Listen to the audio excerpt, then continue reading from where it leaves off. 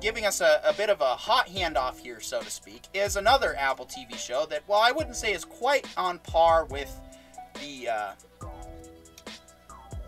cerebral implications of Severance. It is still a good show so far. It has already taken turns that I didn't see coming, and I'm looking forward to two things with Slow Horses. One, I look forward to getting to the end just so we can read the book and do a proper book show comparison. But I think you're right, John. For now, we kind of need to, we're already in the show. Let's not ruin it for us. Let's enjoy the show, see how they do, and then we can do a comparison when we go back. But Slow Horses is definitely a slow start. Those first couple episodes were a little, we'll see where this goes. And now in episode 3, we have the show saying the quiet part out loud, implying that intelligence agencies engage in false flag operations, which I've never heard of such a thing before. But anyway, John, why don't you go ahead and tell us why you like Slow Horses? Well, in total, I love spy movies, man. I've always loved James Bond. I love Jason Bourne.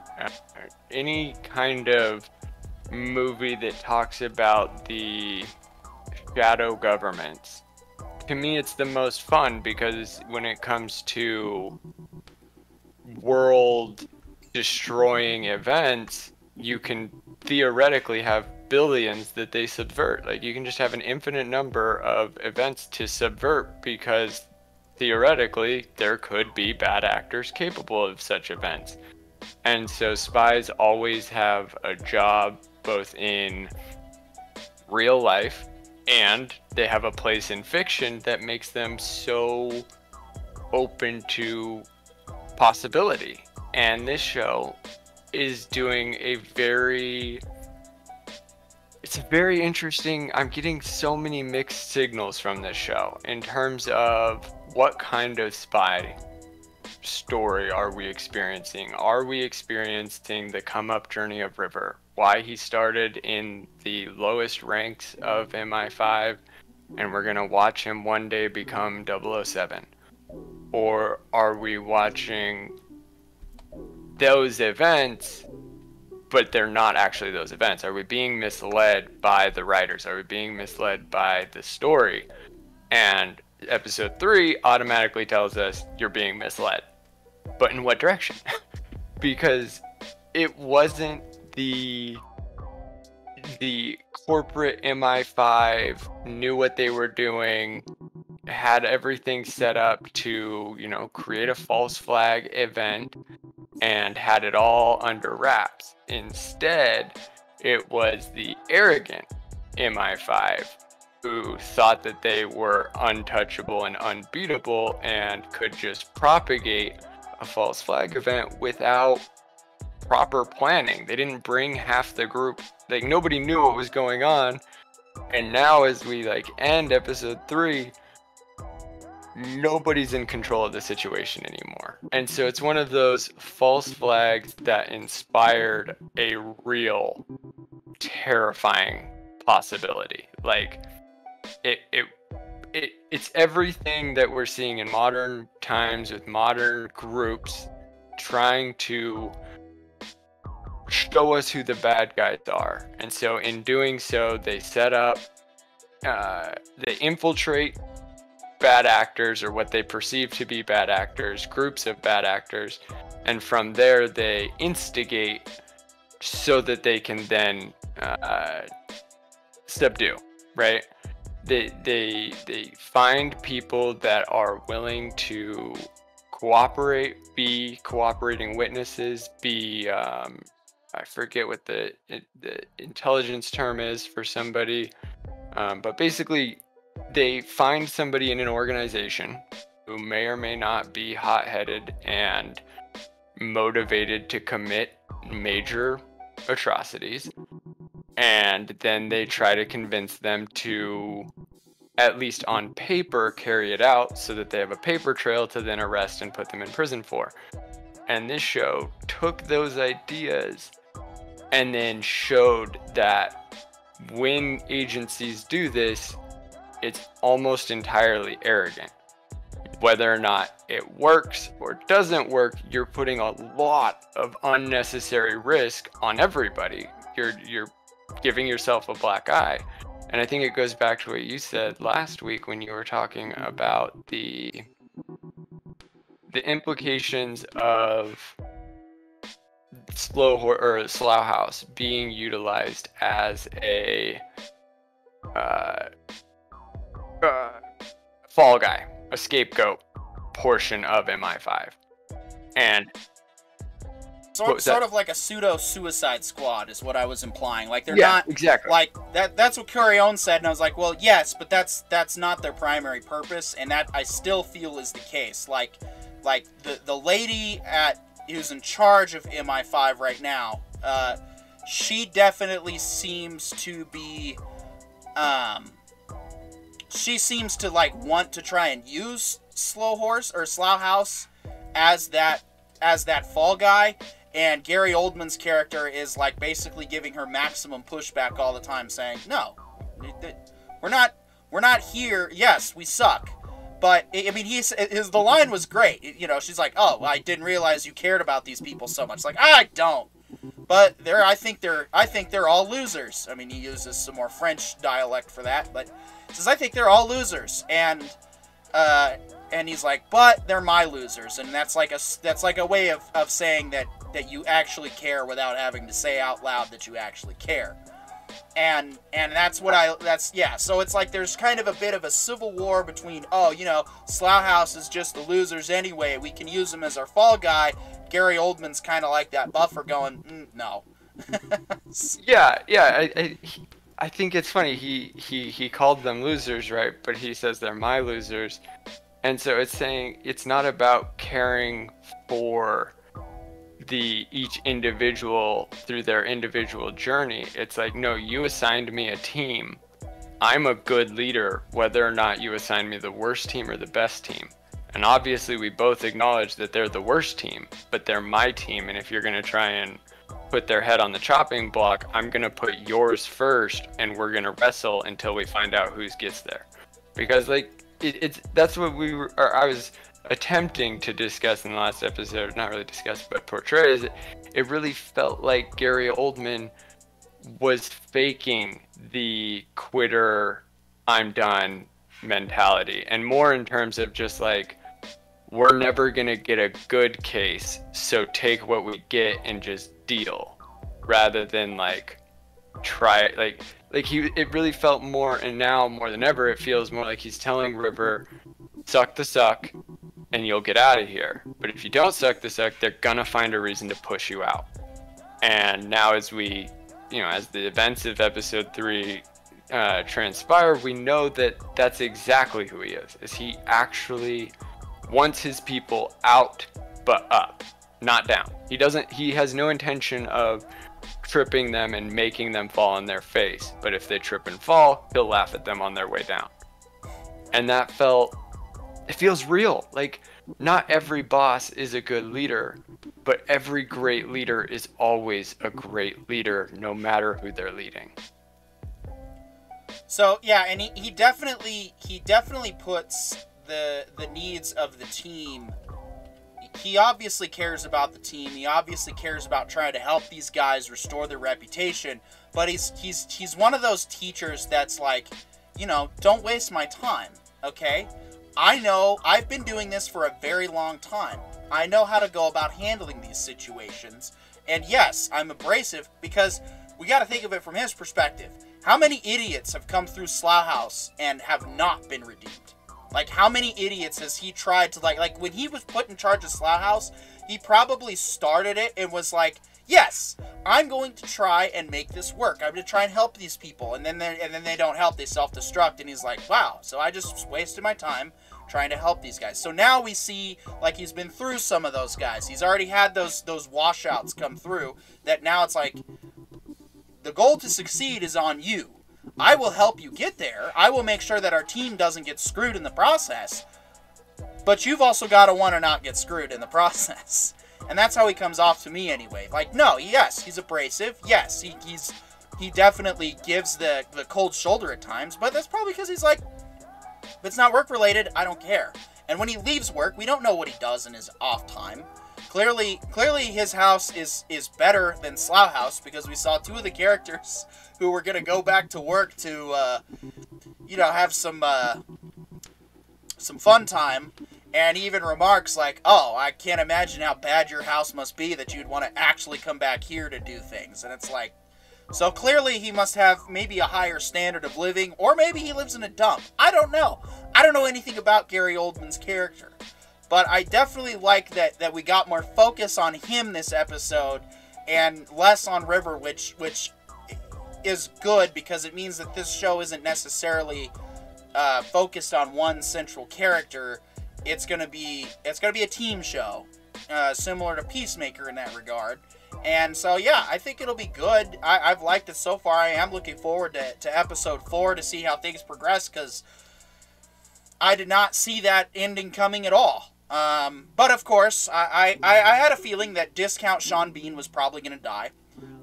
Mainly because he looked like Sean Bean. And what do you know? He did. He didn't make it to the end of the season, though, so he just made it to the 3rd episode, which, hey, in true Sean Bean tradition, you have now been killed off. Congratulations. That's going to be your role. You will now be the spoiler, because everyone sees you in movies, they'll know that you die.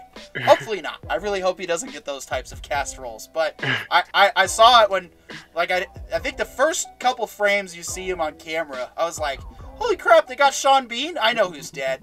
And then, of course, you find out, oh no, that's Discount Sean Bean. And what do you know? It was Discount Sean Bean, because he also died. So. How did you think that the dude who killed him? Did you think that was the spy? Because they kept like trash talking him, like saying he wasn't motivated enough, and he seemed to have the most conflict with the whole situation. Like, I legitimately thought, like, I thought A, that kid was gonna die, and B, like, I thought it was so obvious. Like, how does like I thought I was smart. I thought I had figured it out. Like, which one's the spy? And I was just so wrong. But that remains unresolved right now. We'll see what tonight's episode holds. But yes, I started questioning the possibility of misdirection, because they had the guy who killed him, took his phone, and he goes up to the bathroom and he's texting, and we don't know who he's texting. And the way they've cut the show together, you think that's the guy that's on the inside. But when he had the axe and he was thinking of killing, I thought, okay, either one of two things is going on right now. Either one, he's playing with the axe to sell the fact that he is the insider, he's the mole, but he's just doing this, to make himself seem less brownie suspicious. Points with the team. Yeah, someone saw that he was taking 2-hour shits, and now it's like, okay, I gotta sell it, right? But then I started wondering, oh, what if Discount Sean Bean is the actual insider? And I guess we'll find out on episode 4, because that could definitely be the case here. And I'm impressed. It's not like Severance. It's different from Severance, but the writing is definitely of a high caliber so far. It's done a very good job of doing misdirection and kind of leading towards, oh, you think it's going to do this? Well, guess what? It's not. Or, oh, you think it's a false flag? Hey, guess what? You're right. So, yeah, it's really playing into the themes very well. I feel like they're using the politics as an it's just a writing element. It's not trying to say something one way or the other with the politics. It's literally pointing out the insider nonsense of this is how these people operate. They don't care about left or right. They just care about power. And that's what we see with the lady who's in charge of MI5. She cares about power and control. That's what she wants. Whereas Gary Oldman... I disagree with you on that one. I don't think it's so much about power. I think it's about establishment. You see her, like, she's attempting to start this coup, and she explains it in a very mathematical way, right? She's like, if we get one, then everybody who cheers this group on is probably willing to do the same thing, so we can do, like in America it's called a RICO case. I don't know if that is something that Britain has as well. Something to follow up for next week. Right. A RICO case is going to be where it's a racketeering and trying to get the entire group at once for the actions of a subset of the group.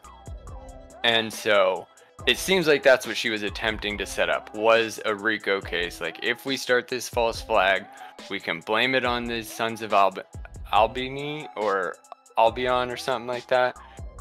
And she's trying to, set that case up so then the government can swoop in and put all these people in jail, all the hard the white supremacist groups. They're trying to wrap them all up into one total, like, let's get all of the bad agents, all the killers, and all the super hardcore going to hang people killers and get them all arrested at once. And I feel like that's just a very standard issue establishment move. Like, that's kind of what America thought when they invaded Iraq and Afghanistan. They were like, if we show up, we take the head off the snake, the entire body dies. But they didn't realize that the head of the snake was barely even the head of anything, and that the entire region was organized into ununited, or not disorganized and decentralized factions of whether it was tribes, city states, regions. It just was impossible. And I think that's similar to what the main lady of MI5, she's realizing, her second desk of MI5, like, that's what she's starting to realize, or maybe will realize throughout the show, is that, like, while most white supremacists can agree on white supremacy, they can't necessarily agree on how to achieve white supremacy, which is what was portrayed when the parliamentarian is approached by the journalist, and the journalist, like, I know, I have photos of you, at these rallies, doing these things, being a part of this group, I will ruin you. And the parliamentarian goes, you have nothing, you are nothing, get out. And it turns out the journalist is, like, supporting this cause while simultaneously reporting that this cause is a false flag. He's saying, like, no, we weren't ready to make the move yet this group did. And I think it's a really well done series of plot lines in one central plot, and the way they're giving us the different pieces of exposition make it seem more about the establishment trying to be audacious, and now it's backfiring on them because they didn't actually plan this out, because this is a one-woman army. Like, she didn't share her plans with anybody. She hasn't shared any of her plans with anybody. That's why one of her, what did they call them? The dogs? One of the dogs dies in Slough House because he was retrieving illegal monitoring devices, and the devices are illegal because they were MI5 on MI5, and the show explains how those shouldn't have been there. And that's, like, in the scene that we just watched there, that's what we're witnessing. Is we're literally witnessing a failed attempt at good espionage. And now I think what we're going to get is the backfire of that. Like, she's just being a spy with control of all the spies. I don't necessarily think it's a power game.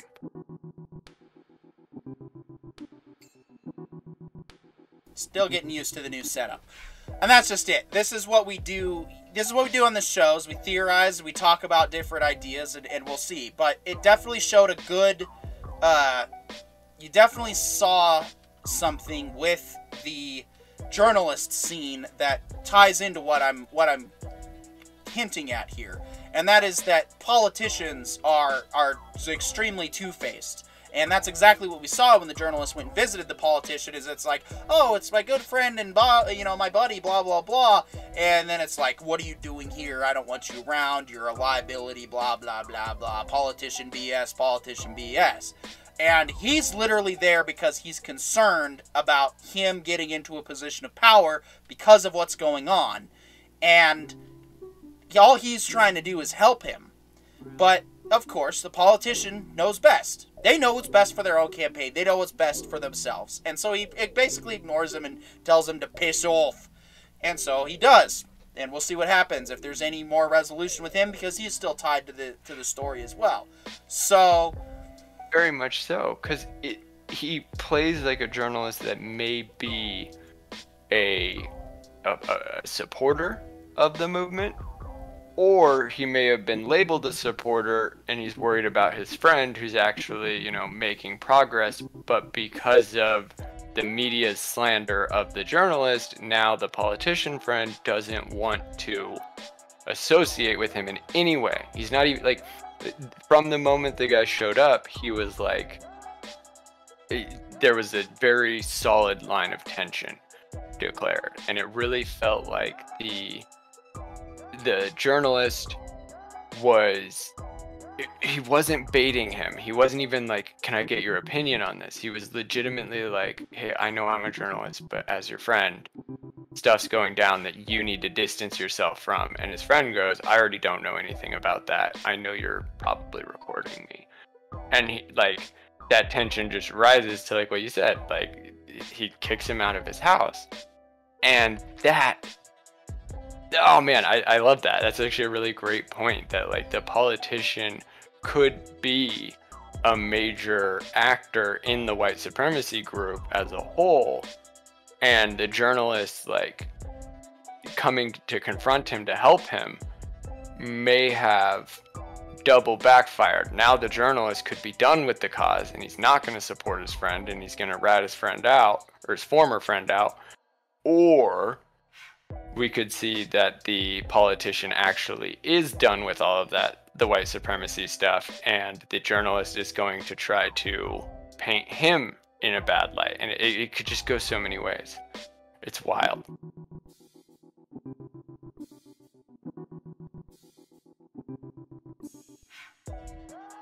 yeah, it is. And I'm looking forward to the next episode, and I'm really looking forward to how this show plays out, but also to, like I said, I think the thing I'm most excited for is doing yet another book and show comparison. It seems like this is becoming more mainstream, where books are being lifted and put on screen, and so yeah, that's a good sign for me, and anyone else out there who's published their own book, because hey, you might get picked up by Apple, which so far, they're doing your books a service. I don't know if we've actually been able to make that determination yet, have we? No, we haven't. I think with I'm trying to think of what. Yeah, so it wasn't Amazon. It was originally Sci-Fi that did The Expanse. They're probably the best example of transcribing a book to screen, because apparently it's got about an 80% accuracy overall. Last I had checked, the author, I believe, signed off on the screen release as approved, and so. And then we had Reacher from Amazon. So, well. Right, that's right, Reacher. That's what I was trying to think of. Thank you. Yes, Reacher from Amazon, another good example of taking the book and putting it on screen. And yes, you can update it to modern stuff. So I'll be curious to see how much of this show has added stuff versus how much of the original book is being drawn from. And it's going to be exciting to see when we get there. But so far, I think we've pretty much covered all we need to on this topic. We got a new episode for this tonight, and of course, all week to think about it.